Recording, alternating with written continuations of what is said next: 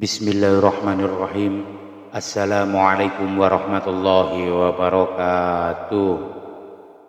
Subhanallah walhamdulillah wa la ilaha illallah wallahu akbar wa la hawla wa la quwwata illa billahil aliyyil azim. Allahumma salli ala sayyidina Muhammad wa ala ali sayyidina Muhammad. Syukur alhamdulillah kita bisa berjumpa lagi di channel ini. Harapan dan doa saya semoga saudaraku semuanya selalu diberikan kesehatan, dilapangkan rizkinya, diampuni dosa-dosanya, dan dipanjangkan umurnya. Amin ya rabbal alamin.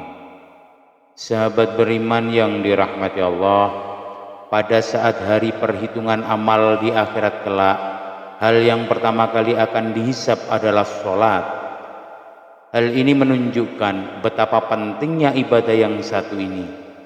Dalam suatu hadis Rasulullah Shallallahu Alaihi Wasallam bersabda, sesungguhnya pertama kali dihisab atau ditanya dan dimintai pertanggungjawaban dari segenap amalan seseorang hamba di hari kiamat kelak merupakan sholatnya. Bila sholatnya baik maka beruntunglah ia, dan bila mana sholatnya rusak sesungguhnya kerugian menimpanya. Hadis riwayat Tirmizi. Untuk itu sangat penting bagi kita untuk rutin mendirikan sholat setiap hari. Namun di zaman yang sudah modern semacam ini, tampaknya tidak sedikit orang yang sudah mulai memandang remeh sholat, atau bahkan hanya karena suatu argumen yang sepele saja seseorang dapat dengan mudah meninggalkan sholat. Bahkan kini tidak sedikit orang yang menganggap bahwa sholat itu hanya sebagai rutinitas ibadah semata. Ada juga seorang yang melaksanakan sholat karena terpaksa dan lain sebagainya. Hal-hal semacam inilah penyebab seseorang yang rajin sholat namun masuk neraka. Karena dalam melaksanakan ibadah tersebut mereka tidak dengan ikhlas mengerjakannya. Sahabat beriman yang dirahmati Allah, berikut ini ada beberapa golongan orang yang rajin sholat namun masuk neraka. Yang pertama, sholat namun suka berdusta. Berdusta merupakan salah satu dosa besar yang diancam siksa yang pedih di akhirat kelak. Di zaman semacam ini, kebohongan tampaknya sudah menjadi satu kebiasaan di kalangan masyarakat kita. Padahal sekecil apapun suatu kebohongan akan tetap dianggap sebagai dosa besar. Meskipun ada seseorang yang rajin sholat dan beribadah, namun jika lisannya suka berbohong, maka sholat dan ibadahnya akan sia-sia semata, karena kebohongannya itu akan menghapus amal-amalnya, dan jika kelak ia mati dalam keadaan tidak bertaubat kepada Allah Subhanahu wa taala, maka dia akan dimasukkan ke dalam neraka. Allah Subhanahu wa taala berfirman, sesungguhnya yang mengada-adakan kebohongan hanyalah orang-orang yang tidak beriman kepada ayat-ayat Allah, dan mereka itulah orang-orang pendusta. Quran surat An-Nahl ayat 105. Berbohong menunjukkan salah satu ciri dari golongan orang-orang munafik. Untuk itulah mengapa kita sebagai umat Islam wajib menjauhi dan yang namanya tindakan dusta. Karena itu dapat menyesatkan kita baik di dunia dan di akhirat kelak. Yang kedua, sholat namun minum minuman keras. Hal ini tidak jarang kita jumpai di kalangan masyarakat saat ini. Tidak sedikit sekali orang yang mengerjakan sholat namun suka meminum minuman keras. Hal inilah akibatnya jika menganggap sholat hanya sebagai suatu rutinitas semata, sehingga dalam melaksanakannya tidak dengan hati yang ikhlas. Minuman keras merupakan segala jenis minuman yang memabukkan, dan minuman semacam ini sangat dilarang oleh agama Islam. Tidak sedikit orang yang sholat belum tentu dapat terhindar dari minuman keras. Rasulullah Shallallahu Alaihi Wasallam sendiri bersabda bahwa setiap minuman keras itu merupakan induk dari segala macam kejahatan. Bahkan Rasulullah Shallallahu Alaihi Wasallam juga melarang setiap muslim untuk mendekati khamr, apalagi meminumnya baik sedikit atau banyak.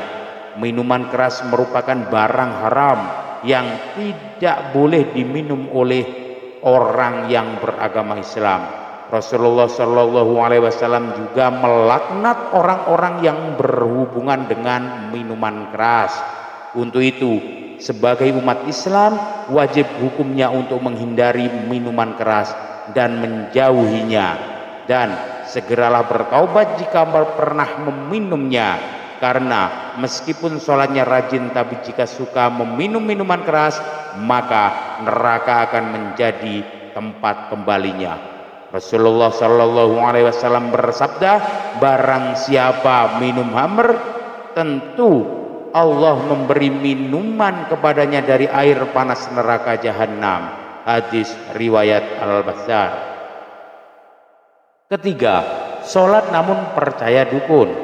Orang yang sholat namun ia percaya dengan dukun atau tukang ramal merupakan salah satu orang yang dapat dikatakan sholat namun ia masuk neraka. Seperti yang kita ketahui, dukun merupakan orang yang mengaku bahwa dia mengetahui perkara-perkara gaib dan tersembunyi. Dalam hadis riwayat Imam Muslim, orang yang percaya kepada dukun maka sholatnya tidak akan diterima selama 40 hari. Selain itu, percaya dengan dukun merupakan termasuk dalam kategori dosa besar, karena hanya Allah sajalah yang maha mengetahui segala sesuatu. Percaya kepada dukun juga dapat dikategorikan sebagai tindakan musyrik, karena dukun itu merupakan orang yang bersekutu dengan bangsa jin, dan apabila kita mempercayainya maka kita akan terkena dosa syirik. Untuk itu, jika ada orang yang sholat namun mempercayai dukun, benda pusaka dan sejenisnya, maka ia akan terancam dosa yang sangat besar. Rasulullah Shallallahu Alaihi Wasallam bersabda, barang siapa yang mendatangi tukang ramal atau dukun lalu membenarkan apa yang dikatakannya itu, maka sesungguhnya ia sudah ingkar kepada apa yang sudah diturunkan kepada Nabi Muhammad Shallallahu Alaihi Wasallam. Hadis riwayat Abu Dawud, At-Tirmizi, dan Ibnu Majah. Yang keempat, sholat tapi suka menggunjing kejelekan orang lain. Allah Subhanahu wa Ta'ala berfirman, apakah yang memasukkan Anda ke dalam saqar atau neraka? Mereka menjawab, kami dahulu tidak termasuk orang-orang yang mengerjakan sholat, dan kita tidak pula memberi makan orang miskin, dan merupakan kita membicarakan yang batil bersama dengan orang-orang yang membicarakannya, dan merupakan kita mendustakan hari pembalasan hingga datang kepada hari kita kematian. Maka tidak bertujuan lagi bagi mereka syafaat dari orang-orang yang membagikan syafaat. Quran surah Al-Mudaththir ayat 42 sampai 48. Dalam ayat di atas, salah satu penyebab orang masuk neraka merupakan karena suka membicarakan ketidaklebihbaikan orang lain. Orang yang mendirikan sholat namun suka membicarakan kejelekan orang lain, maka ia akan ditempatkan di dalam neraka saqar. Allah melarang kita untuk membicarakan aib orang lain. Allah Subhanahu wa Ta'ala berfirman, hai orang-orang yang beriman, jauhilah berburuk sangka, karena sebagian dari berburuk sangka itu dosa, dan janganlah mencari-cari keburukan orang, dan janganlah menggunjingkan satu sama lain, adakah seorang di antara kamu yang suka memakan daging saudaranya yang sudah mati? Maka tentulah kamu merasa jijik kepadanya dan bertakwalah kepada Allah. Sesungguhnya Allah Maha Penerima Taubat lagi Maha Penyayang. Quran Surat Al-Hujurat ayat 12. Kemudian yang kelima, sholat namun mengabaikan anak yatim. Orang-orang yang sholat namun mengabaikan anak yatim yang merupakan termasuk dalam golongan orang-orang yang mendustakan agama. Hal ini sudah jelas diterangkan dalam Al-Quran surah Al-Ma'un. Maka orang yang sholat namun tidak mau menolong orang miskin, mengabaikan anak yatim, dan enggan menolong sesama merupakan termasuk dalam orang-orang yang celaka, sehingga sekalipun ia ahli ibadah maka ia juga dapat masuk neraka karena ia menyia-nyiakan anak yatim.